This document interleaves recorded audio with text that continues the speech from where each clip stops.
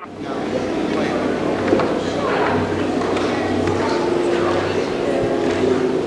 don't use both sides. Here we are.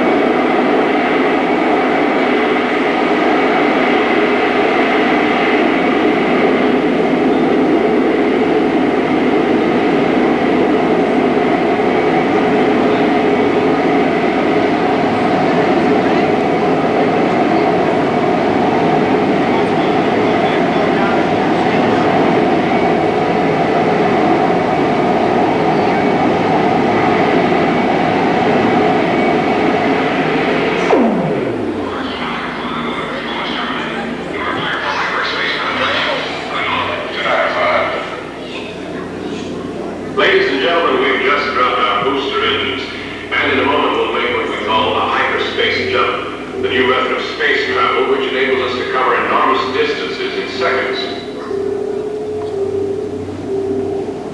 On the side screens, our ship's computer has drawn a diagram of our solar system, and we'll tip it over and move in closer so you can see where we're going.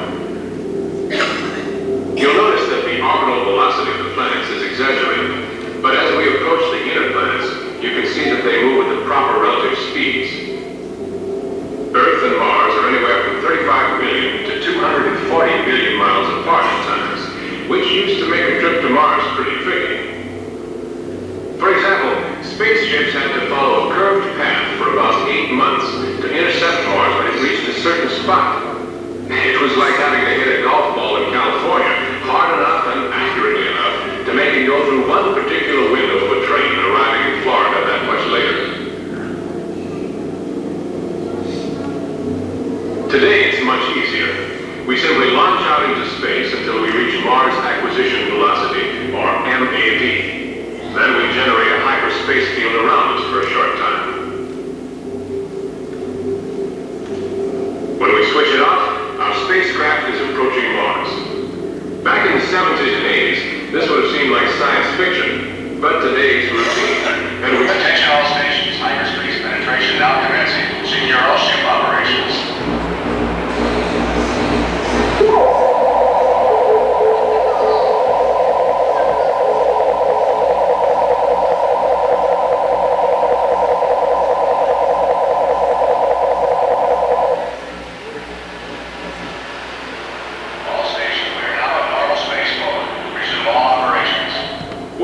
Hyperspace jump is always interesting, to say the least. But we're back in the real universe again.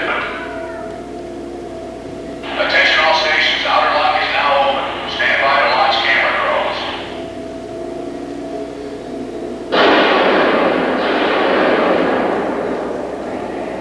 Those small unmanned rocket ships you see leaving us will shortly be sending back television pictures as they fly near the surface. But we'll continue our view from orbit also. Through telescopic lenses, Mars looks even more barren, and there's definitely no sign of it being inhabited. As we know now, some things once thought to exist on Mars turned out to be only illusions, such as the famous Martian canals. But it does have some natural features that are almost as amazing. For example, this gigantic rift in Mars' surface called Mariner Valley. It's over 3,000 miles long, 10 times bigger than the Grand Canyon back home. And for a planet that's only half the size of Earth, that's pretty impressive. This superimposed outline of the United States will give you an idea of its size. Here's a closer view of the section of the rift one of our camera craft is approaching. In a few seconds we'll have the picture it's sending back, so watch the side screens, please. There's the picture. Our camera ship is down in the rift now. Seen this close, it looks quite Earth-like, but it's hard to get the scale of things. The wall there is almost 4 miles high, and the floor is about 50 miles across at this point. Even those branch canyons you see are 6 or 7 miles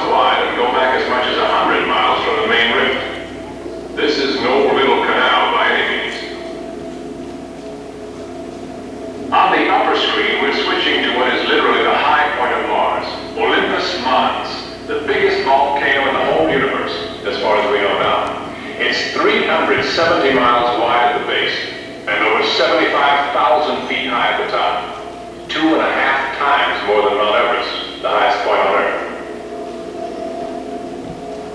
Now on the side screens is the picture from our other ship as it approaches the top of the cone.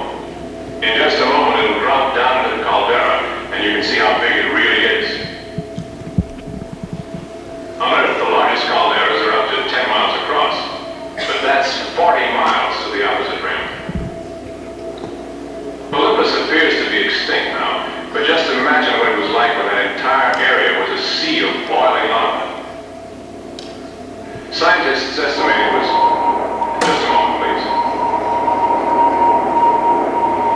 Space company show lots of signal remote too. The impact count is rising. Ladies and gentlemen, our camera ship has been knocked out of control by a shower of meteoritic particles.